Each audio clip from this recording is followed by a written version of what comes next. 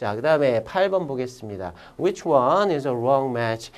잘못 짝지어진 거 찾아라 라는 거죠. 자, 카탈로그 넣어서 한번 해보겠습니다. 카탈로그란 means in this sense. 이러한 측면에서 뭘 의미하냐면 a book, 어떤 책인데 with pictures and description of product, 어떤 제품의 사진과 그리고 설명을 하고 있는 어떤 책자이다.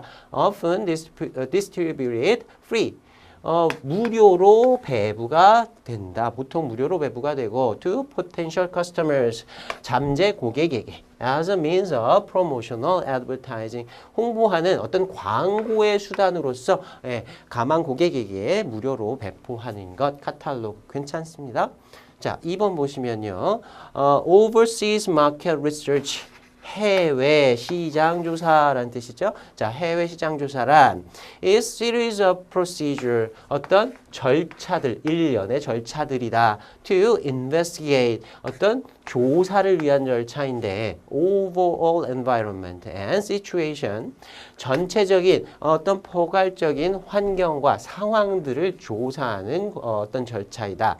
of a specific market, 어떤 특정 시장에 대한 and also analyze them, 그리고 그들을 분석하는데 그 시장을 분석하는데 to develop new market, 새로운 시장을 발굴하기 위하여 and to promote export, 그리고 수출을 촉진시키기 위하여.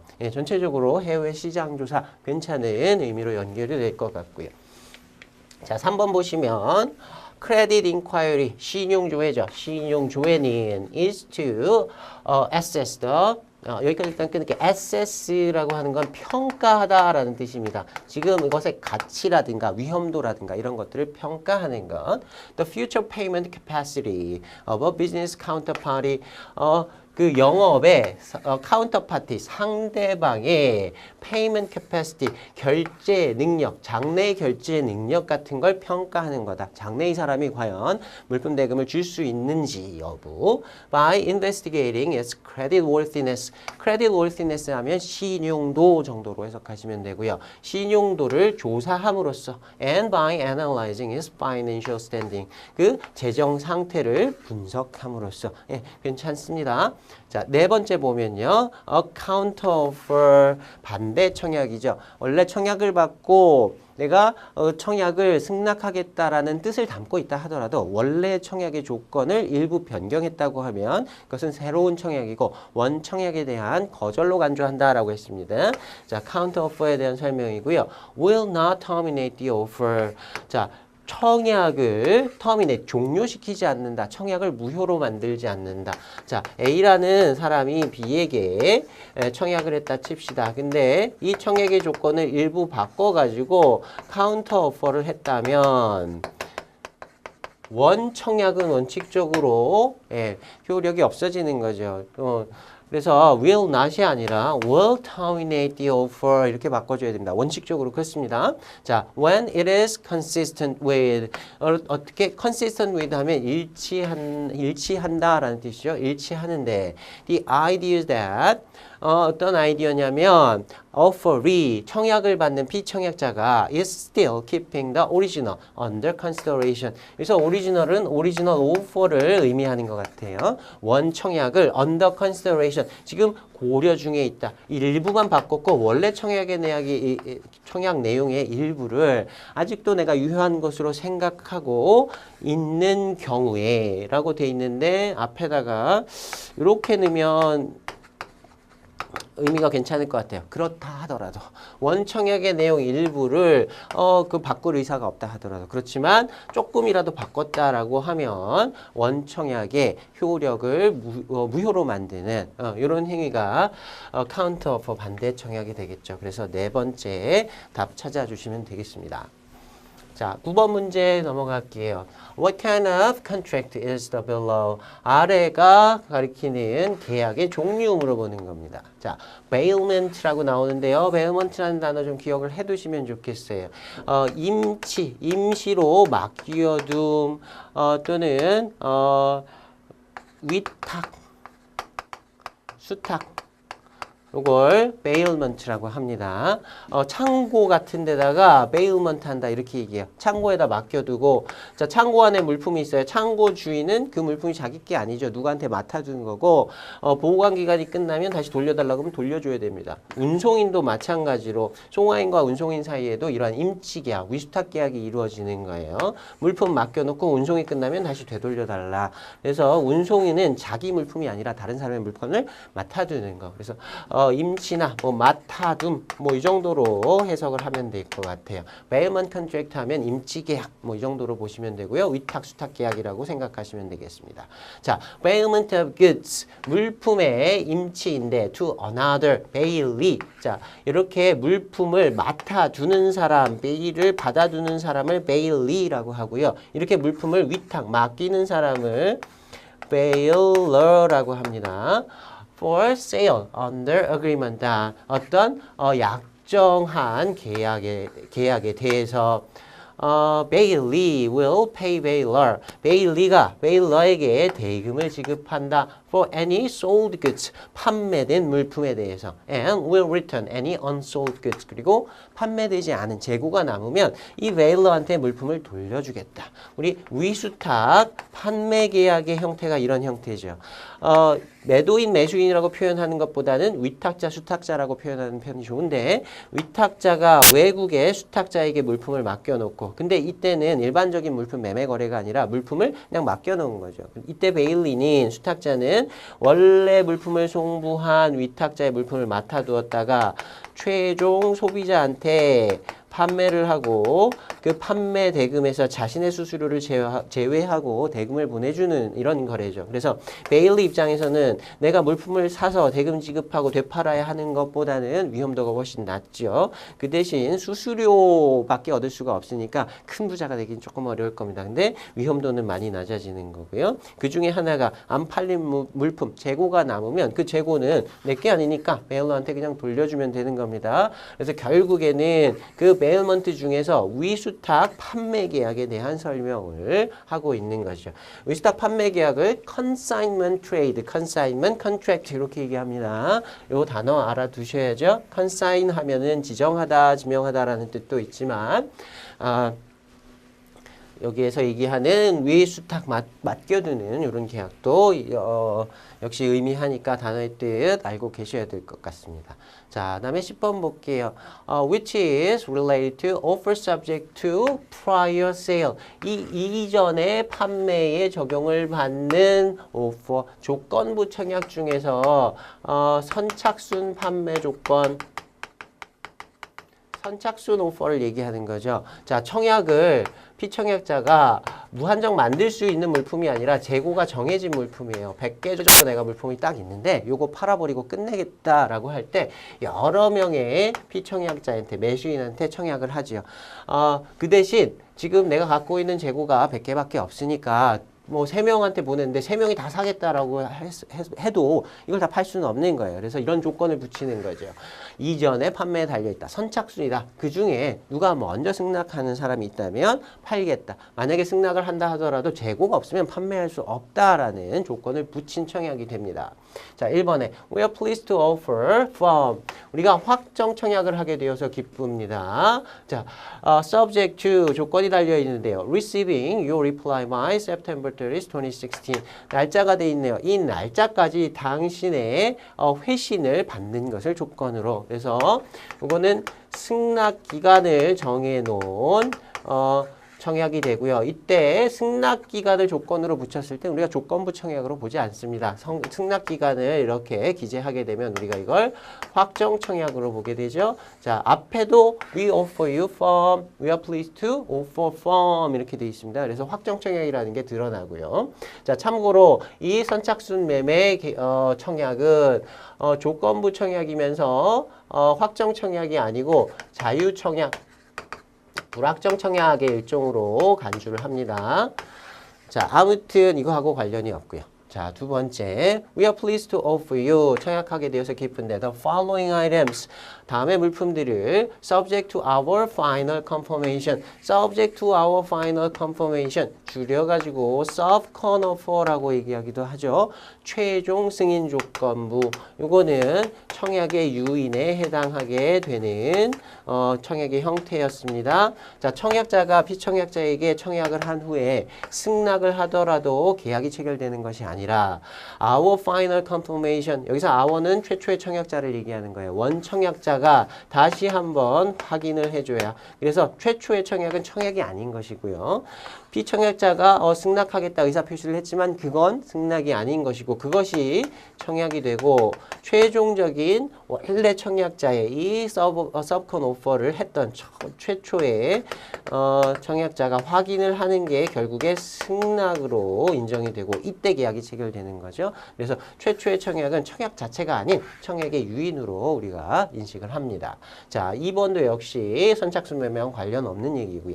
3번 We have the pleasure in offering you. 당신에게 이렇게 청약하는 기쁨을 갖습니다. 이렇게 청약하게 되어서 기쁩니다. The following items subject to being unsold. 요거는 being unsold. 안 팔린 상태로 있어야 한다. 그래서 재고 잔류부 청약, 재고 잔류 조건부 청약이라고 하죠. 이것도 재고가 남아 있어야만 계약이 성립되는 청약을 의미하는 거고 offer subject to prior sale하고 같은 의미로 보시면 됩니다. 그래서 3번 답 찾아주시면 되고요. 자, 4번 보시면 We have the pleasure in offering you the following items subject to receiving your reply by 이렇게 날짜 나와 있어요. 결국에 1번하고 4번하고 동일한 종류의 청약으로 보면 되겠죠. 그래서 답은 3번이었고요. 청약의 종류들, 특히 조건부 청약의 종류들 다시 한번 좀 정리해 보시기 바랍니다. 자, 그 다음 11번 볼게요. Which one is correct according to the letter? 편지 얘기할 때 정확한 것 찾아라 라는 거고요. 자, we have received quotation of May 25th, 2015. 이 날짜에 당신의 견적을 받았다. 그래서 이 지금 편지 쓰는 사람은 매수인일 겁니다. 자, we appreciate the supply of sample number blah blah. 자, 넘버 125AX의 샘플을 공급해 주신 것에 대해서 appreciate 감사합니다. Which are according to our expectation. 우리의 예상에 따르는 일치하는. 그래서 그 샘플의 품질을 대해서 만족감을 표현하고 있고요. 자, 그 다음 문장 보시면 Your present price are actually not competitive in this market, however. 자, 그렇지만 당신의 현재 가격이 지금 이 시장에서 not competitive, 경쟁력이 실제로 없다. 사실은 경쟁력이 없다. 가격이 비싸다라는 얘기하고 있는 거죠. Therefore, we are unable to place an order with you at this time. 이번에는 그래서 우리가 주문을 할 수가 없겠습니다. 품질은 괜찮지만 가격이 높아서 even though we are favorably impressed by your samples. 당신 샘플에 의해서 우리가 favorably impressed, 우호적 인상을 받았음에도 긍정적으로 우리가 당신의 샘플을 평가함에도 불구하고 자, 그 다음에 under such circumstances 이러한 상황 하에선 we have to ask you to revise the price of sample number 125AX 이 샘플에 대한 가격을 revise 조정해 주시기를 수정해 주시기를 요구해야 되겠습니다. 그래서 가격 할인을 일단 요구하고 있고요. In the meantime, 그와 동시에 we would like to request you, 당신에게 요구를 하고 싶습니다. To ship the goods, 물품을 선적하라고 item number 157 BC 이 물품에 대한 물품을 선적하십시오. Under the same condition as those in the previous transaction. 그 이전에 거래에 있었던 것과 동일한 조건 하에서. 자, 물품 두 가지에 대한 얘기예요. 앞에 나왔던 물품은 가격 비싸니까 가격 조정을 좀 해달라. 그와 별도로 지금 157 BC라고 되어 있는 이 물품에 대해서는 이전 거래됐던 조건으로 선적해달라. 주문을 하고 있는 겁니다. 두 번째 물품. 물품에 대해서는. 그리고 이 두 번째 물품은 이전에도 한번 구매했던 일이 있었던 것 같죠? 예, 이전 조건과 같은 조건으로 선적해달라고 하는 거니까요. 자, 그래서 1번 보시면 The writer is satisfied with the price of the sample. 자, 샘플은 이 125번 이 물품에 대한 샘플을 받았다고 얘기했었습니다. 자, 여기에 대한 가격에 만족스러워하고 있지 않았죠. 가격 깎아달라고 했고요. 두 번째, The writer asks to improve the quality of the sample. 샘플의 품질을 좀 향상시켜달라고 요구한다. 샘플의 품질에 대해서는 만족한다고 했습니다. 그러니까 이것도 틀렸고요. 세 번째, The writer asks to deliver the goods. item number 157 BC. 이거 두 번째 물품이네요. 이 물품에 대한 물품의 인도를 요구하고 있다. With price revision. 가격을 조정해서가 아니라 이전 조건대로 그냥 선적해달라고 했죠. 그러니까 틀렸고요. 자, 네 번째, This is not the first transaction between the writer and the addressee. 어드레스 하면 보내다라는 뜻이 있고요. 어드레시 하면 보낸 걸 받는 사람. 이 편지를 받는 사람과 이 편지를 쓴 사람 간에 이건 첫 번째 거래가 아니다. 이전 조건대로 해달라고 했으니까 둘이 서로 거래를 해본 관계가 있었던 당사자들일 겁니다. 자, 그래서 답은 4번. 자, 12번으로 넘어갑니다. Choose one that is most appropriate for the blank. 괄호 안에 알맞은 것 찾아라 돼 있고요. 자, blank means that 이것은 뭘 의미하냐면 the grain is to be sound. grain은 어떤 곡물을 얘기하는 거죠. 곡물이 to be sound 하면 하자가 없는, 흠이 없는 온전한 상태 and in good condition. 상태가 좋은 것이어야 한다. when shipped, 선적 시에. 곡물 얘기 나왔고요. 선적 시에 상태가 좋아야 한다. 곡물 매매에 있어서 선적 품질 조건이니 양육 품질 조건이니 품질 결정의 시기에 대한 내용들에 대한 문제인 것 같아요.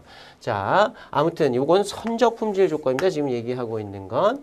And the buyer must accept it as it is. 자, as it is라는 표현 좀 같이 기억을 해주셨으면 좋겠어요. 있는 그대로 매수인이 수령을 해야 한다.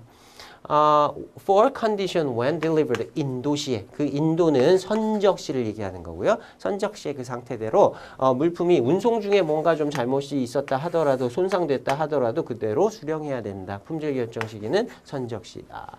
The buyer assumes the risk for damage during the transit. 그래서 운송 중에 발생할 수 있는 손상의 위험은 매수인이 부담한다. 그래서 매도인은 선적시까지 하면 의무가 끝난 거고요. 후에 운송 중에 물품이 망가지는 건 매수인이 부담한다. 그게 선적 품질 조건에 대한 얘기였죠. So this term is shipped quality term. 그래서 선적 품질 조건이다. 자, 곡물의 그 품질 결정 시기 중에서 선적 품질 조건인 거 TQ 있었고요. 그 다음에 C 데미지도 원칙적으로 선적 품질 조건인데 여기에 추가해가지고 일부 해수 손해 같은 것들은 매도인이 일부 손해만 부담하는 거. 그래서 원칙적으로는 선적 품질 조건으로 봐야 되고요. 그 다음에 양육 품질 조건. 곡물에 있어서 right term RT가 양육 품질 조건이죠. 그 다음에 GMQ라고 나와 있는 건 이거는 표준품 매매에 있어서는 FAQ Fair Average Quality가 선적 품질 조건이었고요. 양육 품질 조건은 Good Merchantable Quality GMQ가 양육 품질 조건이었습니다. 자, 이 중에서 tail quill에 해당하는 내용이고요. 그 다음에 제가 중간에 as it is라는 거 좀 기억해 두자고 말씀드렸죠. tail quill이 as it is 있는 그대로라는 뜻입니다. 라틴어에서 온 것 같고요. 이탈리아에도 그 흔적이 남아 있습니다. 아무튼 tail quill하고 as it is 선적 품질 조건이다. 같이 좀 기억해 두시기 바랍니다. 자, 그 다음에 13번 볼게요. Which of the following is the least appropriate Korean translation? 한글로 번역한 것 중에 가장 적합하지 않는 것 찾는 문제가 되겠네요. 자, A 가에 보면 Thank you for your letter of 15 April. Quoting rates for insurance cover. 자, 보험 부보에 대한 rate, 요율을 견적하는 당신의 편지에 감사합니다. For stock stored in our warehouse, 우리의 그 창고에 보관되고 있는 그 재고에 대해서 창고에 대해서 보험을 들려고 하는 모양이에요. At the above address, 위에 주소에 그 창고 주소는 그 위에 나와 있고요. 자, 나 보면 the value of stock held varies with the seasons. 그 보유된 재고의 가액은 시즌에 따라서 조금씩 달라진다. But does not normally exceed $100,000 at any time. 언제라도 10만 불을 보통 초과하지는 않는다. 그래서 우리가 갖고 있을 수 있는 재고의 가액은 맥스 10만 불이다. 자, 그다음에 다 보면요. Please arrange the cover in this sum. 자, 이 금액에 대해서 10만 불에 대해서 arrange cover 보험 부보를 준비해 주십시오. For all risks 전위험에 대해서 보험 상품 중에 전위험 담보 얘기하는 거고요. Mentioned in your letter 당신 편지에 언급된 앞에서 쿼트 해줬다 그랬어요. 견적해줬을 때 그 조건이 들어있었겠죠. 그 조건에 나와 있는 전위험 담보로 and on the terms quoted 그리고 견적된 terms 조건으로 보험을 부보해달라. Namely 즉 0.5% for annum. annum은 yearly 연간 이런 뜻입니다. 연간 0.5%로 그래서 보험료율 얘기하는 거겠죠. 보험료율은 전체 가액의 0.5% 1년에. Cover should take effect from 1st May. 5월 1일부터 그 부보가 take effect, 효력이 있어야 한다. 그래서 보험 계약은 5월 1일부터 효력을 발휘하는 것으로. 자, 한글로 번역한 것들 중에서 3번 보시면 위사의 서한에서 언급된 전위험, 모든 위험, 전위험과 모든 위험이라고 해도 뭐 의미상 통할 것 같긴 한데 보통 우리 번역할 때 전위험 담보 조건이라고 합니다. 그다음에 견적된 기간이 아니라 견적된 텀 조건으로 보험 조건으로 연간 0.5%의 조건으로 담보하여 주십시오. 보험 부보해 주십시오. 그러니까 3번이 틀린 얘기입니다.